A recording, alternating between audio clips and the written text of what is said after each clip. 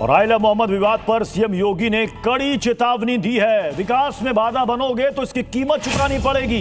माहौल खराब करने वाले कायर हैं, ये कहा है सीएम योगी आदित्यनाथ ने। आइला मोहम्मद के नाम पर बच्चों को आगे किया जा रहा है। गलत मंशा के साथ जीने वाले गलत फहमी से दूर रहें, जहन्नुम में जाने का रास्ता खुल जाएगा उनका। सीएम योगी ने कहा बरेली में जैसे पिटे थे वैसे ही पिटोगे। क्या कुछ कहा सीएम योगी आदित्यनाथ ने, सुनिए। हिंद का नारा लेकर के भारत के अंदर राष्ट्र विरोधी गतिविधियों को बढ़ावा देने का कुत्सित कार्य कर रहे हैं। गजवाए हिंद हिंदुस्तान की धरती पर नहीं होगा।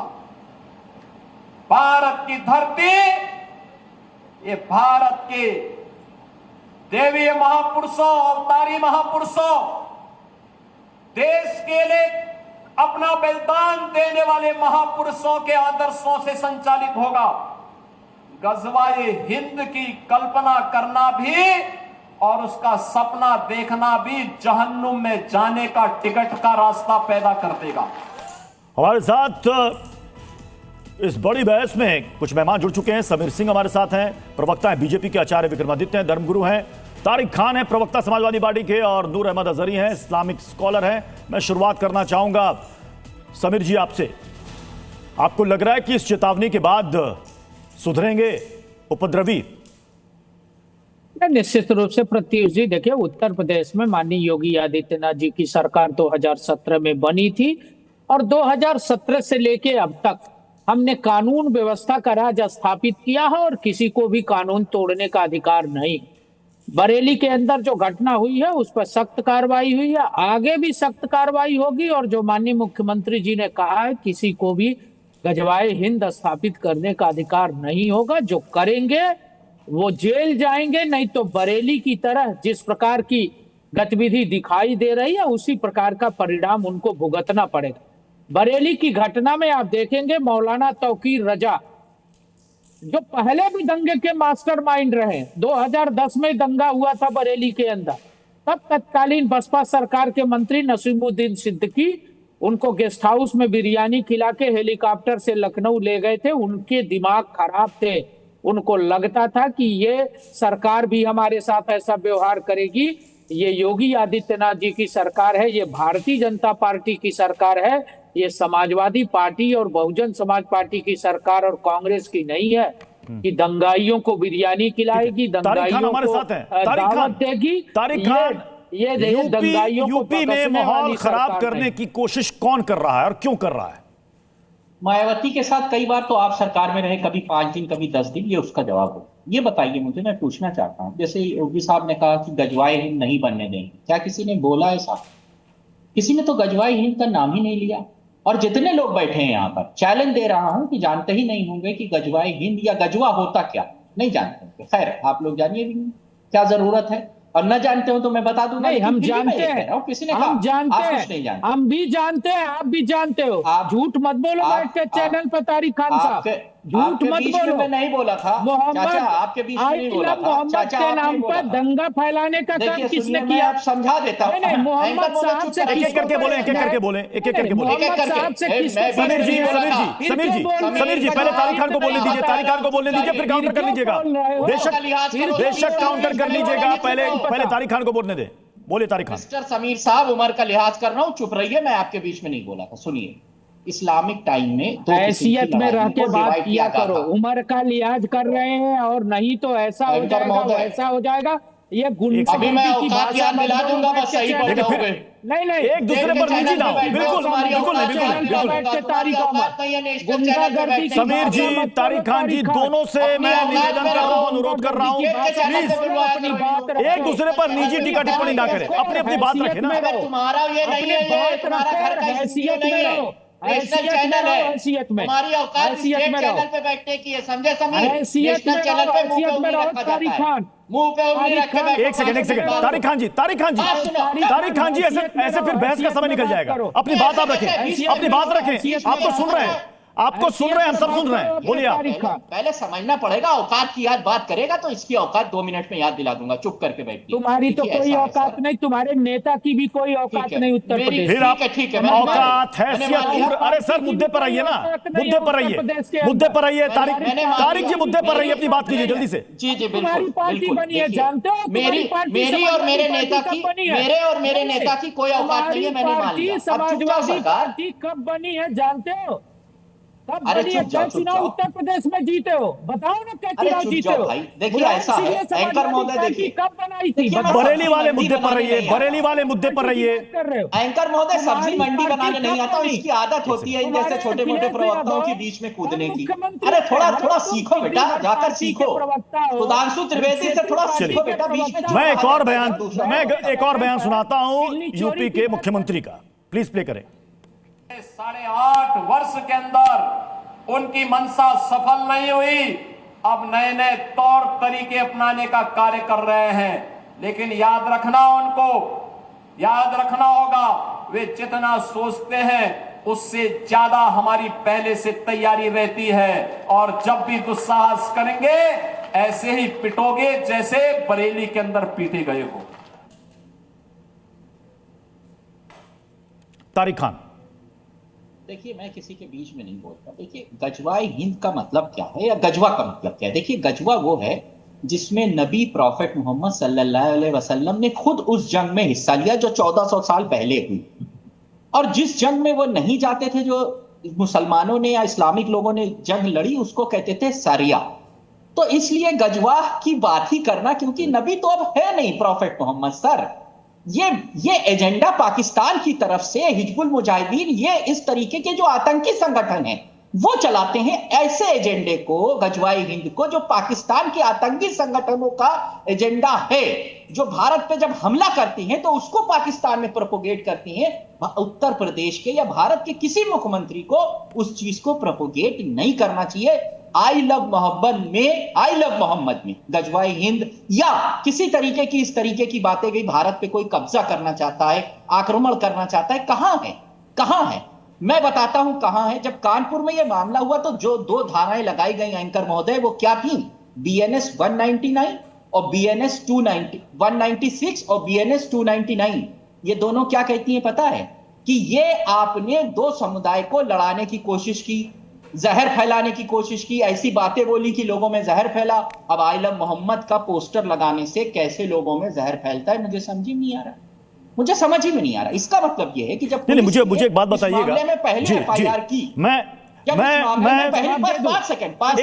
जवाब दूंगा, मैं चुप जाऊंगा। कहां से गजवाए हिंद फैल रहा है, मैं जवाब दूंगा जो मुख्यमंत्री जी ने कहा। मैं चुप जाऊंगा, आप ही जवाब देंगे। 5 सेकंड तारिक खान जी 5 सेकंड, बाकी मेहमानों का भी रुख करना है मुझे।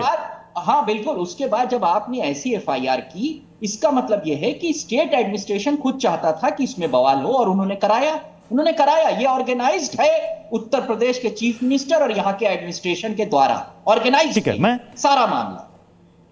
मैं अजहरी साहब आपके पास आ रहा हूं। आई लव मोहम्मद लिखिए, कोई दिक्कत नहीं है, लेकिन यह बताइए कि यह ट्रेंड कैसे शुरू हुआ? क्योंकि पुलिस ने जो FIR लिखी है, पुलिस ने कहा कि बिना परमिशन के आपने वहां पर बैनर लगाया, जो कानपुर से इसकी शुरुआत हो रही है, बिना परमिशन के आपने जुलूस निकाला जहां पर सिर तन से जुदा के नारे लगे, और बरेली में एक शख्स ने बकायदा इंस्पेक्टर को कहा कि हाथ काट दूंगा। यह सब क्या है? क्या यह सही है? क्या यह जायज है? देखिए कानपुर से जब ये बात उठी थी, फिर उसके बाद कानपुर के प्रशासन ने पहले जो जानकारी दी वो नामुकम्मल थी, बाद में जो कमिश्नर साहब ने बोला वो उन्होंने पूरी मुकम्मल जानकारी दी। इसको सभी को मान लेना चाहिए था, और तकरीबन 90% लोगों ने इसको मान भी लिया था, तो उन्होंने सिखाई दी थी। तब हमें इस पर कोई ऐसा कोई काम नहीं करना चाहिए जिससे, और वैसे भी लाइन ऑर्डर की हिफाजत की जिम्मेदारी सरकार के साथ साथ हम लोग। दूसरी बात यह है कि जो बरेली में डॉक्टर नफीस ने बोला था, डॉक्टर नफीस की हम पहले ही मजम्मत कर चुके हैं। ऐसे अल्फाज बोलने वाला कोई भी शख्स उसको जेल में जाना चाहिए। तीसरी बात यह है, जिस प्रदेश में लोग नौकरियां मांगने के लिए सड़कों पर खड़े हों, बेरोजगारी सरों की सारी हदें क्रॉस कर चुकी हो, तो मैं कहता हूं वहां के मुख्यमंत्री यही कहेंगे, इन्हीं चीजों को उपलब्धियां बताएंगे कि जैसे बरेली में पिटे हो, वैसे ही पिटोगे। लठ मार वाली बोली मुख्यमंत्री जी की बोली है, लठ मार वाली कि ठोक देंगे। मुख्यमंत्री की बोली है, सुनो मेरी बात ध्यान से, मुख्यमंत्री की बोली है कि मिट्टी में मिला देंगे। मुख्यमंत्री की बोली है कि कुचल कुचल देंगे। ये कौन सी भाषा है बताओ हमें आप? ये भाषा है? ये आप सत्ता की दंगा कुर्सी करने पर वाले, बैठ करके सत्ता अगर का दंगा करने वाले पावर पिटेंगे नहीं तो फिर आप- क्या बोला जाए? उनको क्या आरती उतारेंगे? ये उपलब्धि आरती नहीं है उतारेंगे? यार। दंगा करने वाले कोई भी हो, आरती उतारेंगे, फूलों की माला पहनाएंगे, क्या करेंगे? मैं सीएम योगी आदित्यनाथ का एक और बयान सुनाता हूं। फतेहपुर हसबा में जो लोग थे वो कौन थे? आज चौराहे चौराहे पर जाकर के कितने कमजोर और कायर हैं। छोटे छोटे बच्चों को जिनके हाथों में कलम होनी चाहिए, जिनके हाथों में नोटबुक होनी चाहिए, जिनके हाथों में विज्ञान और गणित की पुस्तकें होनी चाहिए, उनके हाथों में आई लव मोहम्मद का पोस्टर देकर के, तख्तियां देकर के समाज में अराजकता पैदा करने का कार्य कुछ लोग कर रहे हैं। इनको यह भी नहीं मालूम कि उनकी जिंदगी तो बर्बाद है ही है, लेकिन इन बच्चों की भी जिंदगी को ये लोग बर्बाद करने पर उतारू हो रखे हैं। विक्रमादित्य जी, मतलब जहां बवाल और हिंसा है वहां पर पुलिस के सामने बच्चों को आगे कर दो। क्या गलत कहा सीएम ने कि जिन बच्चों के हाथों में किताब और कॉपी होनी चाहिए, पेन होना चाहिए, उनको आप आगे कर रहे हो? पृथ्वी जी एक सवाल पृथ्वी जी बोल दीजिएगा, यहाँ बैठे हुए सबको बोल चुका, मैं सबको सुनाऊं। देखिए गजवाए हिंद, सबसे पहले देखिए जो दंगा हो रहा है सामने हो रहा है ना, आपके सामने दंगा हो रहा है, लगातार हो रहा है। लातों की भूत बातों से मानने वाले नहीं है, और ये घटनाएं एक पहली नहीं है, लगातार घटनाएं घट रही हैं। अभी बैठे हुए हारी साहब बोल रहे थे कि गजवाए हिंद होता ही नहीं है। इस्लाम का सबसे पहला फंडा है गजवाए हिंद। देवबंद ने उसको फतवा जारी किया, उसको जायज बताया है। हारी साहब पढ़ लीजिए, 2024 फरवरी के अंदर देवबंद ने एक फतवा गजवाए हिंद को जायज बताया था, और उसके ऊपर एनसीपीसीआर पे सहारनपुर डीसीएम ने उसके ऊपर एफआईआर भी दर्ज करी है। आपको पता होना चाहिए, अगर आपको नहीं पता है क्योंकि आप आंख बंद करके बैठ जाते हैं जिस प्रकार के शब्द आते हैं।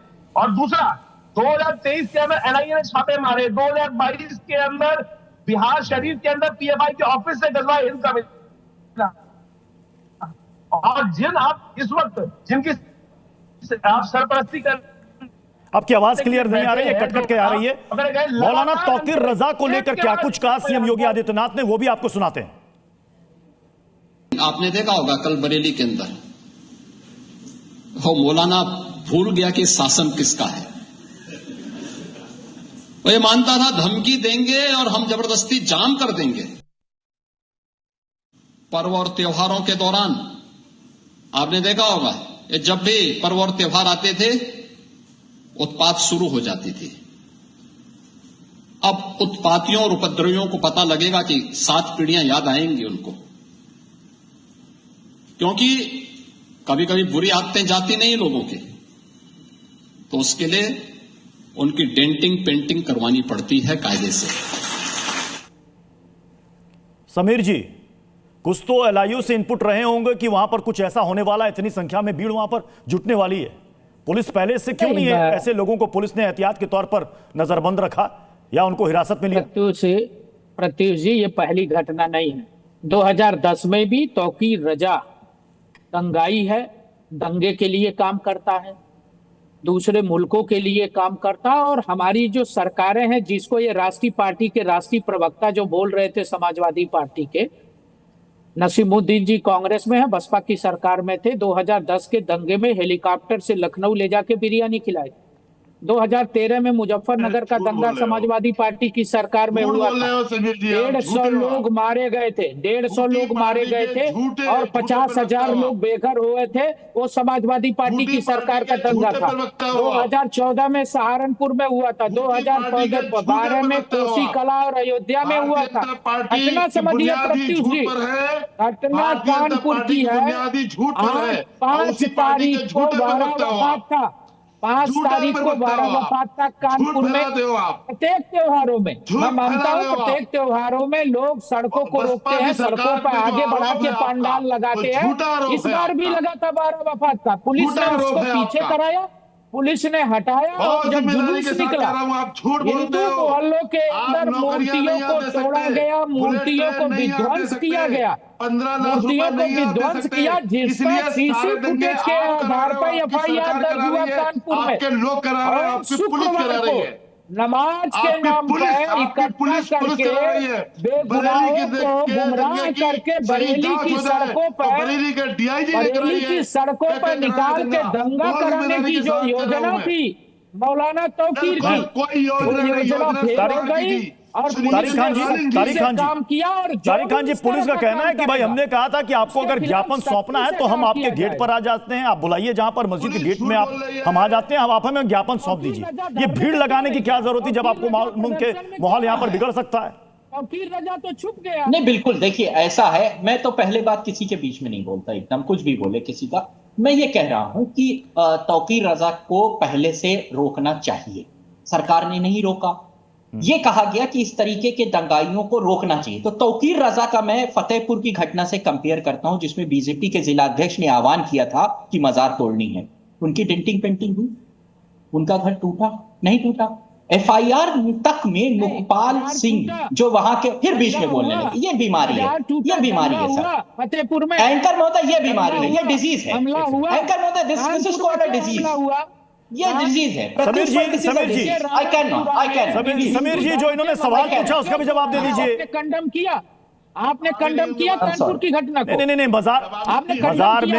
मजार में कुछ उत्पाती उपद्रवी वहां भी पहुंचे थे, वो तस्वीर भी हमने देखी थी और उस पर हमने बहस भी की थी। इन्होंने वही सवाल किया, उसके खिलाफ कार्रवाई हुई, उनके खिलाफ एफआईआर दर्ज हुआ, वो जेल गए, उनके खिलाफ एफआईआर दर्ज हुआ, वो जेल गए। नहीं, अब कानपुर की घटना नॉन स्टॉप नहीं बोल सकते। कानपुर में जो तोड़ा गया मंदिर, वो निंदनीय था। एंकर महोदय, चलिए सर, घटना निंदनीय थी। समय इजाजत दे रहा है, इस बहस को यहीं पर समाप्त करना पड़ेगा। लेकिन जाते जाते एक और बयान मुख्यमंत्री का आपको सुनाते हैं। हमने कहा जाम नहीं होगा, कर्फ्यू भी नहीं लगेगा, लेकिन कर्फ्यू का सबक तुम्हें ऐसा सिखा देंगे कि तुम्हारी आने वाली पीढ़ी दंगा करना भूल जाएगी।